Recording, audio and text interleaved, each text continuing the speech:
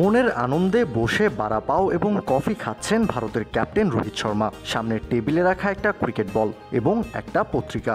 অবশ্যই পেপারের স্পোর্টস পেজটাই থাকবে রোহিতের সামনে। পত্রিকায় নজর পড়তেই ভেসে উঠল চ্যাম্পিয়ন্স ট্রফি শিরোপা, যার জন্য 19 ফেব্রুয়ারি থেকে লড়াই শুরু করবে 8 দল। তবে তর সইল না রোহিতের। টেবিলে থাকা বল হাতে নিয়েই ব্যাট দিয়ে উড়িয়ে মারলেন বিশাল এক ছক্কা। ভারত থেকে বল উড়ে চলে আসলো বাংলাদেশের ক্যাপ্টেন নাজমুল শান্তর কাছে। শান্ত তখন মনের আনন্দে বৈঠা হাতে নৌকা চালাচ্ছেন পদ্মা নদীতে। শান্তর নৌকায় আছে বাংলাদেশের প্রতীক জলজ্যান্ত একটা বাঘ, ঠিক যেন হলিউডের সিনেমা লাইফ অফ পাই। বল দেখেই লাফিয়ে উঠে বইটা হাতেই ছক্কা হাঁকালেন শান্ত। এবার বাংলাদেশ থেকে বল চলে গেছে অস্ট্রেলিয়ায়। সেই বল কুড়িয়ে ছক্কা হাঁকিয়েছেন স্টিভ স্মিথ। এবার বল নিউজিল্যান্ডে, এরপর ইংল্যান্ড ঘুরে সাউথ আফ্রিকা, এরপর আফগানিস্তান হয়ে আয়োজক দেশ পাকিস্তানে পৌঁছায় ক্রিকেট বল।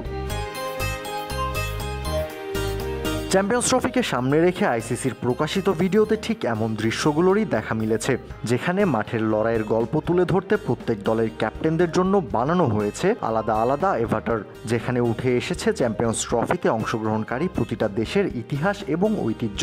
চ্যাম্পিয়ন্স ট্রফির আমেজ বাড়াতে আসর শুরুর আগে থেকে বেশ পরিকল্পনা নিয়ে এগিয়ে যাচ্ছে আইসিসি। এর আগে চ্যাম্পিয়ন্স ট্রফির প্রকাশিত প্রোমোতেও দেখা গেছে টেকনোলজির ছাপ। এবার ক্যাপ্টেনদের অ্যানিমেটেড ক্যারেক্টারগুলো নজর কেড়েছে সবার। মূলত তরুণ প্রজন্মকে ক্রিকেটের প্রতি আকৃষ্ট করতেই আইসিসির এমন অভিনব উদ্যোগ।